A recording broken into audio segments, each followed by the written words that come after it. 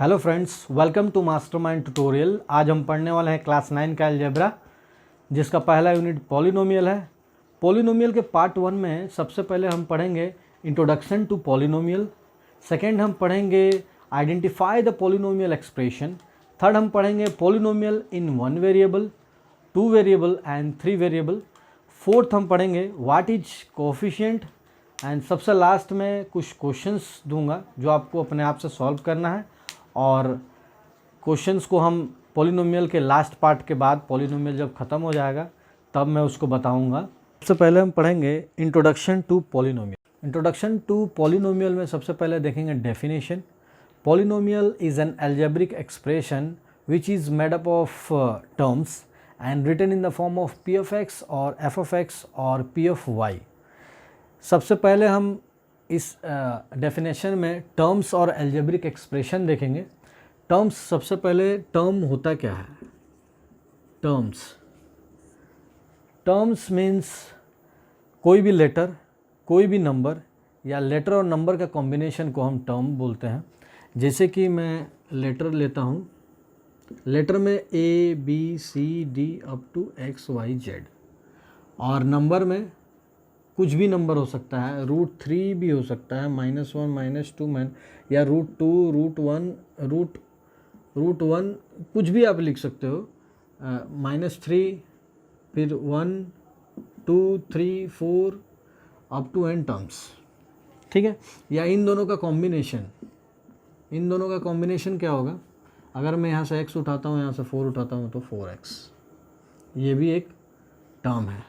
तो यहाँ पे अगर 2 लेता हूँ तो ये भी एक टर्म है, x लेता हूँ ये भी एक टर्म है, अगर 2x लेता हूँ तो ये भी एक टर्म है, अगर 2x² लेता हूँ तो ये भी एक टर्म है, अगर √3x लेता हूँ तो ये भी एक टर्म है। इन सब को टर्म ही बोलेंगे। ठीक है, तो ये होता है टर्म। अब मैं आगे बढ़ता हूँ अलजेब्रिक एक्सप्रेशन। अलजेब्रिक एक्सप्रेशन क्या होता है? अलजेब्रिक एक्सप्रेशन का देखेंगे। सबसे पहले देखेंगे अलजेब्रिक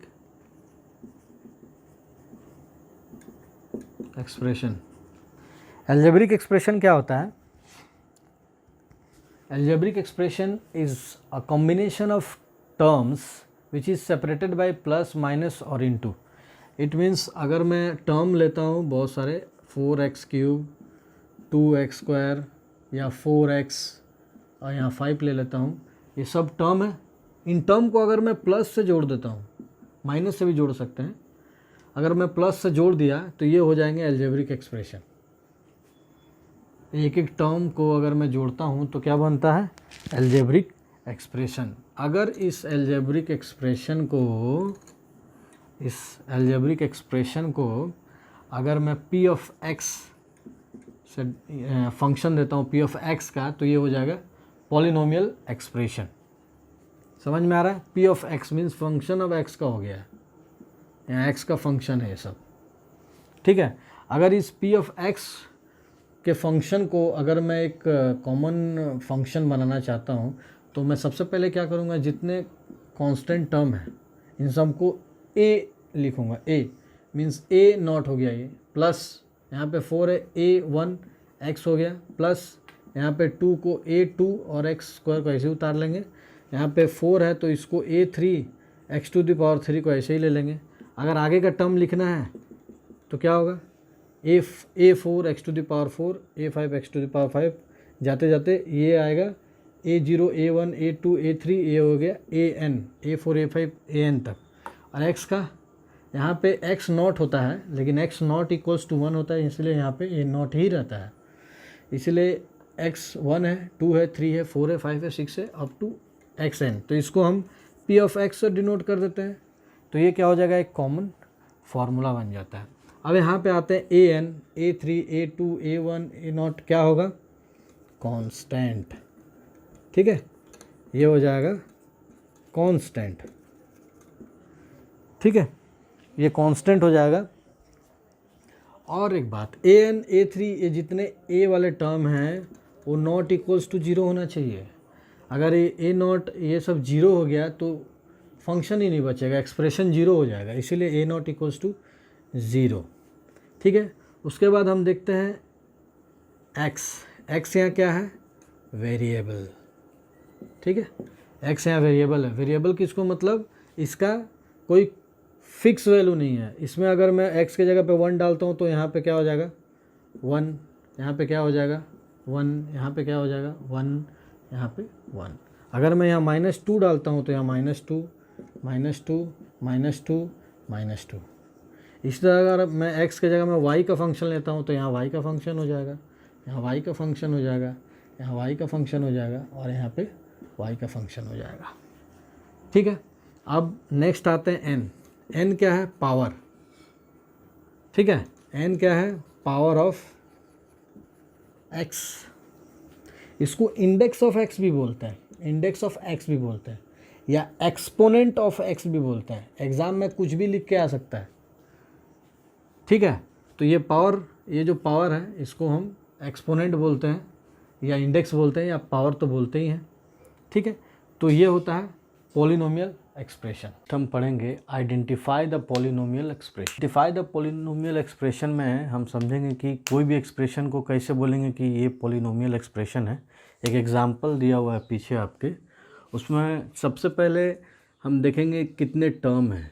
यहाँ पे 4 टर्म हैं, 4 टर्म हैं।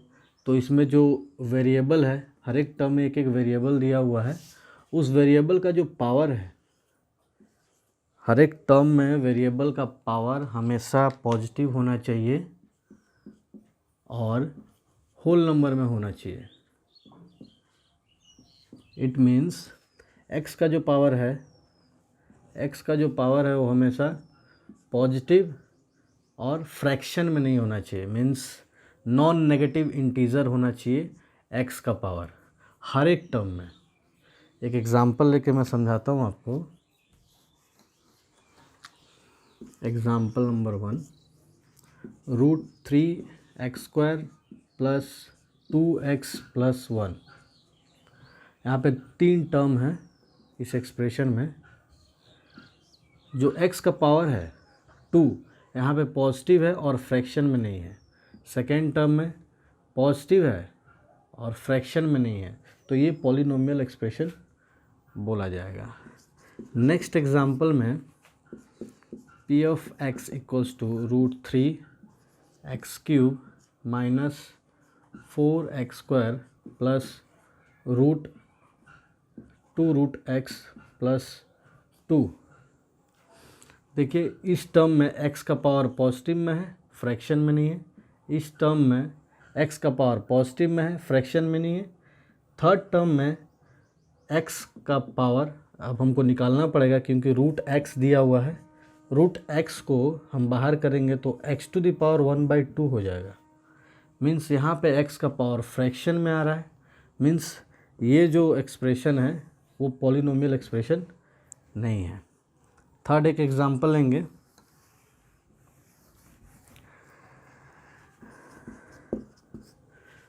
p of x is equals to 4x³ plus 2x² minus 5/x plus 7। इसमें पहले टर्म में x का पावर पॉजिटिव में है, फ्रैक्शन में नहीं है। सेकेंड टर्म में x का पावर पॉजिटिव में है, फ्रैक्शन में नहीं है। थर्ड टर्म में 5/x है, तो x को हम ऊपर में लेके जाएंगे। 5/x को अगर मैं लिखता हूँ 5x⁻⁻1, x को ऊपर ले गए तो ये -1 हो गया। मीन्स x का पावर यहाँ -1 में है, x का पावर -1 में है, तो ये पॉलिनोमियल एक्सप्रेशन नहीं है। तो इस तरह से पॉलिनोमियल एक्सप्रेशन निकाला जाता है कि कौन सा एक्सप्रेशन को पॉलिनोमियल एक्सप्रेशन बोलेंगे। थर्ड हम पढ़ेंगे polynomial expression in 1 variable, 2 variable and 3 variable. Polynomial expression in 1 variable का क्वेश्चन आता है, जैसे कि find out polynomial expression in 1 variable या 2 वेरिएबल। कोई भी एक एग्जांपल बताइए। तो सबसे पहले हम देखेंगे पॉलिनोमियल एक्सप्रेशन इन 1 वेरिएबल। तो सबसे पहले हम लिखेंगे p of x equals to ax plus b। यहाँ पे कितना वेरिएबल, p ऑफ x एक ही लिया हूँ, x सिर्फ लिया हूँ, एक ही वेरिएबल है। मीन्स एक ही वेरिएबल है, कोई भी अब ले लीजिए। p of x equals to 2x³ plus 4x² plus 2x plus 1। इसमें कितना वेरिएबल है? एक ही वेरिएबल है x। पी ऑफ वाई ले लीजिए, 2y² प्लस 2y प्लस 1। कितना वेरिएबल है? एक ही वेरिएबल है। ठीक है, तो वन वेरिएबल का ये एग्जांपल है। अगर मैं टू वेरिएबल पे आता हूँ, पॉलिनोमियल इन टू वेरिएबल, तो इसका एग्जांपल क्या होगा? दो वेरिएबल लेना पड़ेगा, x और y, means 2x² plus xy plus 1। कितने वेरिएबल है? एक और एक, दो वेरिएबल है। तो ये एग्जांपल है टू वेरिएबल का। थ्री वेरिएबल का एग्जांपल देखते हैं। तीन वेरिएबल लेना पड़ेगा, x, y और z। अगर मैं 2z³ plus 4xy plus y² लेता हूँ तो इसमें कितना वेरिएबल है? एक, दो, तीन ही वेरिएबल है इसमें, तो इसको पॉलिनोमियल इन थ्री वेरिएबल बोलते हैं। इसका क्वेश्चन आता है कि find out the polynomial in two variable. Next पढ़ेंगे व्हाट इज़ कोफिशिएंट। कोफिशिएंट में सबसे पहले उसका डेफिनेशन देखते हैं। Coefficient is a numerical value और a constant value which is multiply with the variable in algebraic expression.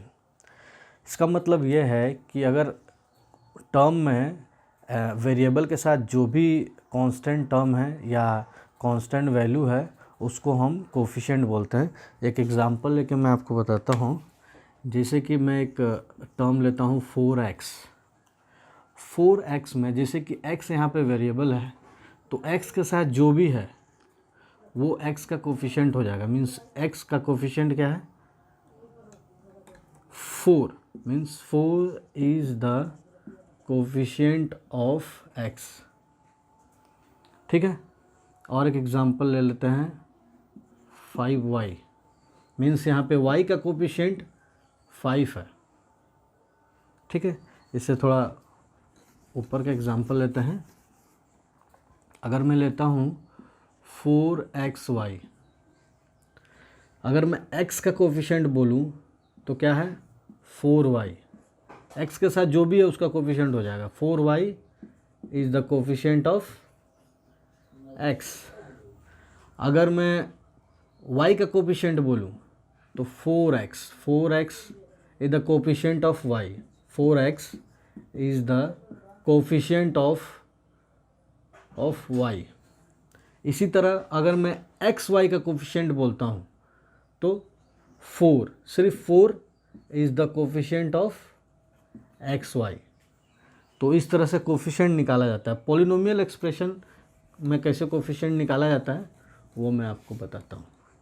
जैसे कि अगर मैं एक एग्जांपल लेता हूँ, p of x equals to 7x³ plus 5x² minus 4x plus 7। तो सबसे पहले टर्म देख लेते हैं कितने टर्म हैं, फिर उसका कोफिशिएंट निकालेंगे और एक कांस्टेंट भी निकाल लेंगे इसमें। सबसे पहले एक टर्म, दो टर्म, तीन टर्म, चार टर्म। तो 7x³ 5x² माइनस 4x, यहाँ पे टर्म -4x है। ठीक है, तो माइनस यहाँ लेना ज़रूरी है, -4x। अगर मैं यहाँ प्लस के जगह माइनस लिखता हूँ तो यहाँ -7 भी आएगा एक टर्म। ठीक है, तो अब यहाँ कोफिशिएंट निकालते हैं। x³ का कोफिशिएंट 7, x² का कोफिशिएंट 5, x का कोफिशिएंट -4 और यहाँ पे x वेरिएबल है ही नहीं तो ये छोड़ देंगे, ये सिर्फ एक कांस्टेंट टर्म है -7। तो इस तरह से कोफिशिएंट निकालते हैं। और एक एग्जांपल देखते हैं, p ऑफ y के टर्म में एक एग्जांपल देखते हैं, नहीं तो p ऑफ x के ही टर्म में देख लेते हैं।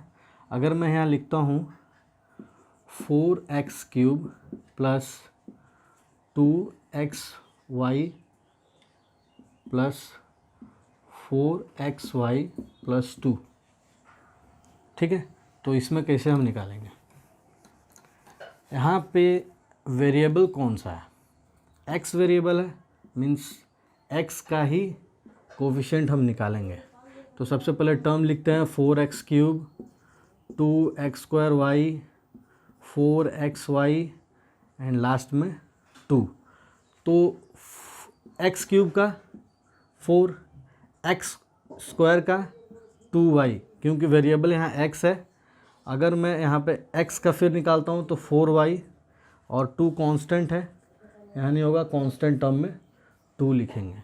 तो इस तरह से कोफिशिएंट निकालते हैं किसी भी पॉलिनोमियल एक्सप्रेशन का। लास्ट में हम कुछ क्वेश्चंस आपको देंगे जो आपको घर पे सॉल्व करना है। सबसे जो क्वेश्चंस मैं दूंगा वो पॉलिनोमियल के सबसे लास्ट पार्ट के बाद जो पॉलिनोमियल सॉल्विंग पार्ट बनेगा उसमें ये सारे क्वेश्चन सॉल्व किए जाएंगे। अभी इस क्वेश्चंस को आप अपने घर पे सॉल्व कीजिए। सबसे पहला क्वेश्चन है, which of the following expressions are polynomial. सबसे पहला है x⁴ माइनस 4x प्लस 7, दूसरा है x² प्लस √2x माइनस √5, तीसरा है -3, चौथा है 3√x प्लस 5, पाँचवा है √3/x² प्लस 11 और छठा है छठा नंबर वो है 1/3x minus 2 plus 2x plus 3। ठीक है, तो ये आपको पहला वाला है। फिर दूसरा क्वेश्चन है, write any example of polynomial in 2 variable and 3 variable. Third question है, write the coefficient of x³ in x³ plus 2x plus 3/5 plus 3/2x² minus x⁵। दूसरा क्वेश्चन है, x² निकालना है आपको, x² का coefficient 4√5x² minus √20x minus √45 divided by √5।